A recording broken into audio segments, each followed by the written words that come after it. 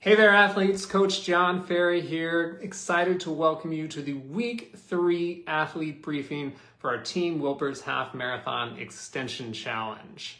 So, per usual, let's do a quick review of Week 2. This will be very quick because this is our unload week. So the goal of this week is just to get ready for the final 2 weeks of this challenge.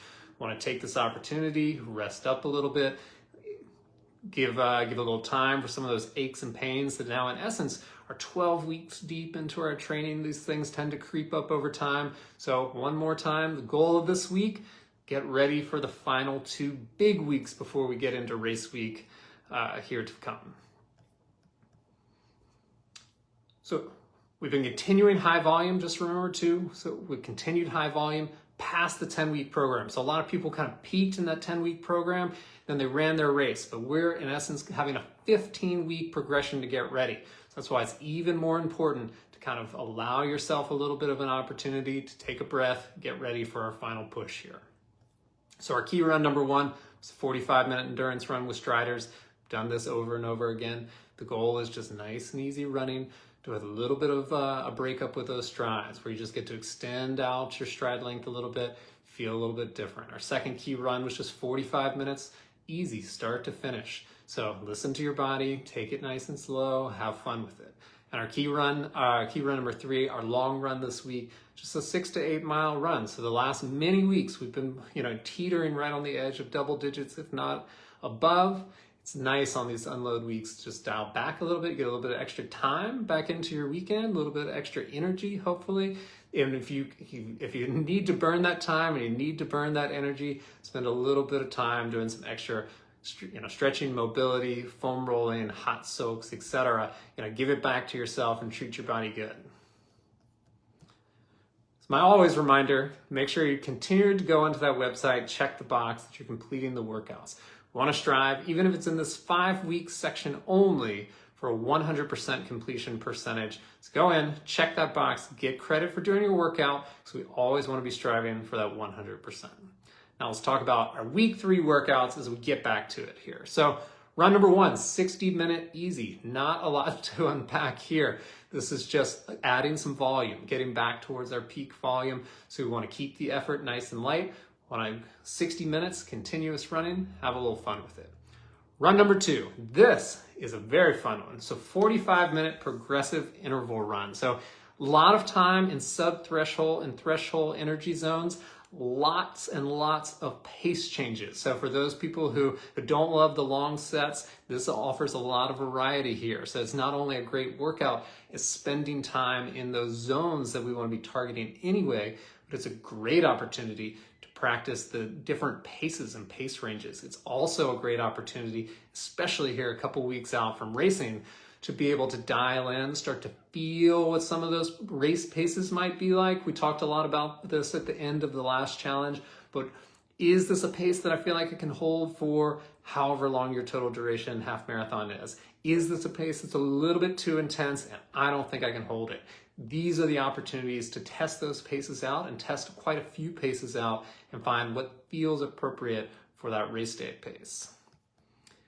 Outside runners get an extra gold star in this workout because it is a lot of variety of pacing. So you get a ton of practice of dialing in and finding some of these pace ranges. It's gonna offer an added challenge for sure, but extra gold star for our outside runners on this workout. So an overall of kind of training, we at the beginning of a season start with general workouts and we move towards specific as we come into the competitive season. What I mean by that is in the early parts of season, you do workouts that are less specific to the race. So for example, a half marathon, let's say, what a good example to start with. For athletes quite a ways out from the race, let's say you had 20 plus weeks or so to get ready for your half marathon. We might start with hard, fast, high intensity intervals to generate power, to generate stride length. Why would we do that in a half marathon program? Well, if we have enough time, that's super general style of workouts that might improve your running, but aren't really specific to the half marathon. This workout, however, is super, super, super specific to the half marathon. So that's why it's in our competitive season here. So we're moving right towards the finish line. So take advantage. This is a great workout to have right here at this part of the process. Our final key run of the week, our long run, always the best run of the week. 9 to 11 miles is the guidance this week. As always, adjust based upon how you're feeling, what you feel capable of. It's a long run, so it is up to you, but 9 to 11 miles is our guidance here.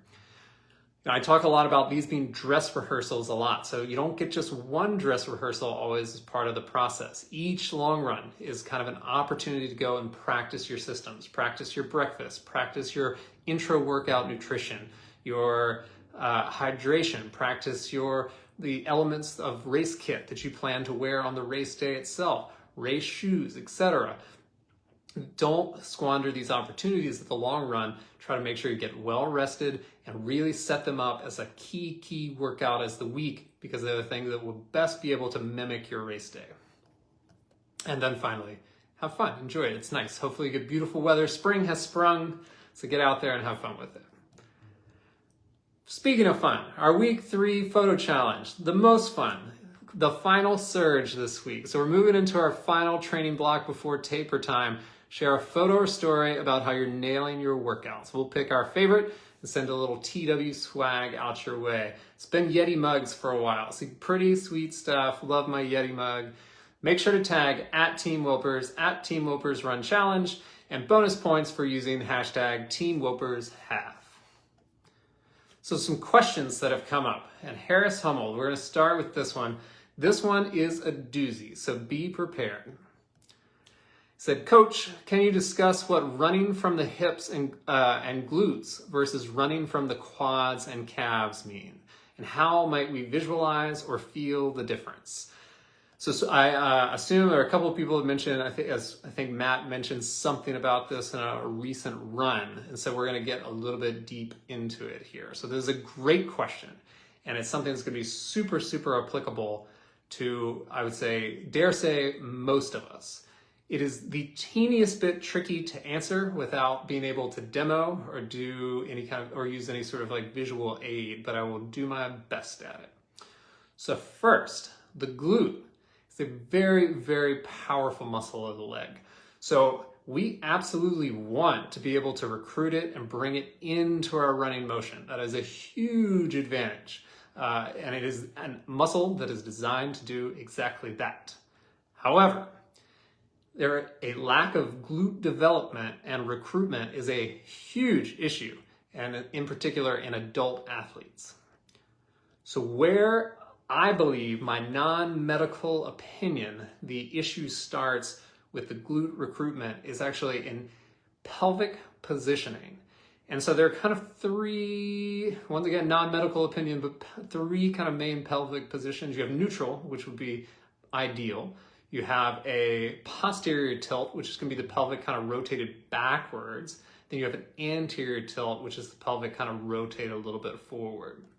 And so a neutral pelvic position allows you to stand with great posture. It allows proper muscle recruitment without any sort of blocks. So an issue, however, that is exhibited a lot in especially adult athletes is an anterior rotated pelvis. Once again, that's the pelvis rotated a little bit forward. So some of the things that contribute to that, and we'll see if we hit on some of the activities that any of you all do, would be sitting at a desk, sitting in a chair, sitting in a car. See where I'm going here? Any of these things hit home with anybody? It's kind of the adult lifestyle is contributing to this issue. So what happens? So all of the sit time that we are more and more getting kind of comfortable with in our day-to-day life, your hip flexors, especially in the front here, will actually start to tighten up over the course of time. And you can actually think about a comparison of this as ladies in high heel shoes, where Achilles will start to actually shorten up over the course of time because of that elevated heel position all the time. But this is happening in our hip flexors due to our seated sit position.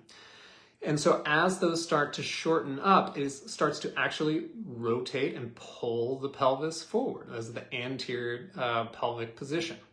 So when that happens, what it does is your hamstrings that are attached to the back are now on permanent stretch. So you're walking around 24/7, your hamstring on stretch. So another huge issue in runners, people talk about hamstring pain, hamstring this, hamstring that.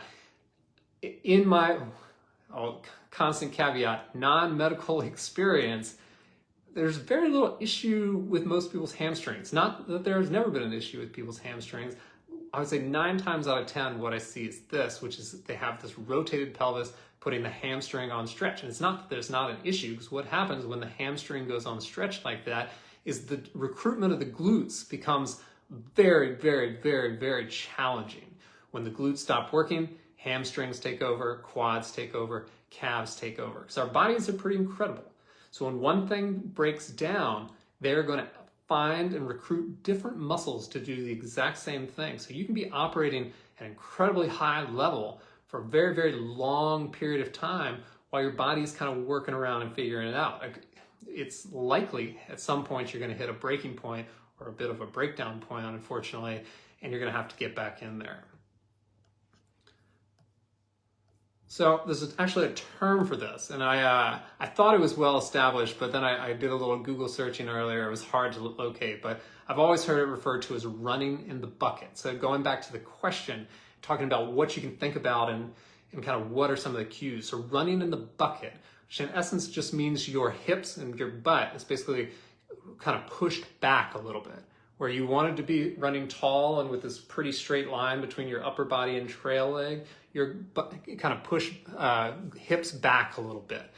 What happens is that position, you cannot recruit your glutes. Your hamstrings and calves are going to take over and carry the load. So you hear a lot of people, a lot of coaches talk about like, tuck your hips under, tuck your hips under, tuck your hips under. Much easier said than done. If you don't have the range of motion, you don't have the flexibility in your hip flexors, it's just not going to happen. So how do you fix it? And well, let me first tell you, it is a lengthy journey. So this is not going to be something that happens overnight. If there's a problem that affects you, which it affects, I will go as far to say 7 out of 10 adult athletes that I feel like I work with these days, it takes a while. So step 1 is you've got to get mobility back in your hips. That can happen through various different tactics.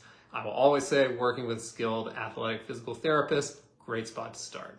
Step 2, improve general strength and stability. So I would say core stability, but I didn't want anyone to think I meant abs. So core stability being everything basically from chest to feet.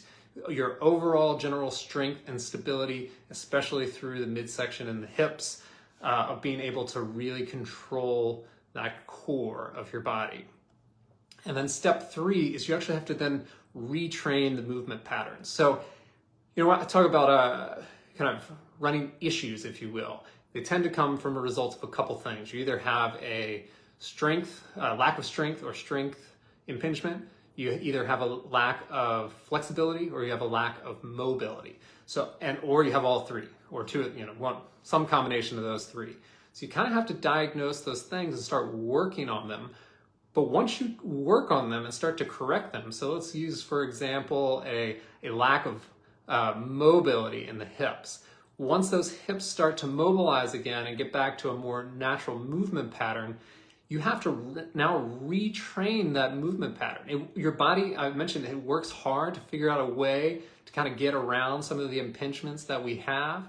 So once you clear the impingement, you have to retrain. You do that with drills, you do it with strengthening exercises, you do it with striders and high intensity interval training of being able to push your body to a way and have it move in a different kind of range of motion. Then you actually, like, just the fact of, the repetitive nature of running, it actually gets better, and you will start to slowly make these changes if you keep changing your body.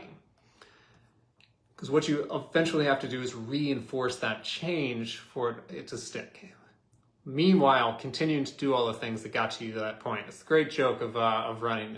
When people fix something and then they stop doing it, and the little very funny joke, haha, is works so well you stop doing it. But I see it every single day. is people go through physical therapy, they do weeks and weeks and weeks and months and months and months of these corrective treatments, everything starts feeling great, they stop doing it immediately, 2 months later, they're right back where they started. So you have to continue to do the things that keep you healthy and got you there in the first place. And finally, to actually answer the question that Harris asked, what you do want, and I already picked on the cue, is in essence to have those glutes come forward. So look up, see if you can find a visual image for running in the bucket or something along those lines. But you want to be able to tuck your pelvis underneath of you, have this really nice kind of straight line from upper body through trail leg, and be able to have the posture and the ability to get that glute engagement, because it is an incredibly efficient muscle. It's going to make you much more of an efficient runner, and it's going to save kind of the hamstring and calf stress issues that come in a lot of running injuries. Hopefully that helped. If not, sorry. Next question was, Coach, my cadence goes up as I run faster, 180 for easy pace, 190 for half marathon pace.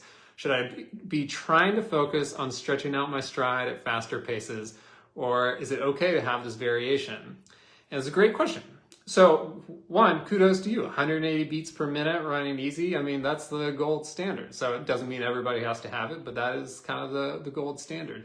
So 190 steps per minute, that's pretty high. You're getting up there. But one, it is natural as you speed up to get a little bit of an increase in your cadence. So I wouldn't be too worried about it. That being said, it might be an opportunity to kind of work on a longer stride length. Being able to cover more ground per step, that'd be a great problem to have. It kind of results in going faster.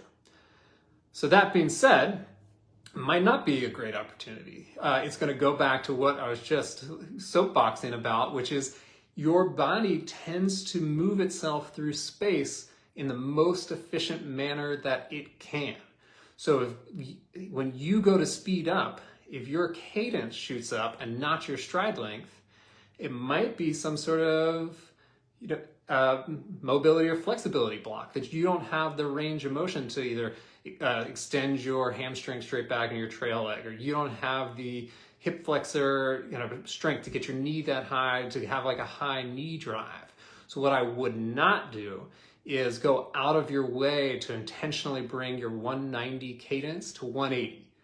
What I might do is get kind of checked out is kind of the wrong thing, but once again, work with a physical therapist, figure out if I have any sort of mobility impingement that might be able to improve on, and then I would start to work on just power generating activities. So work on skip drills, bounding drills, striders, high intensity interval training. So those are going to be things that reinforce that strong movement pattern. So also hill training would absolutely be a great thing to put in there.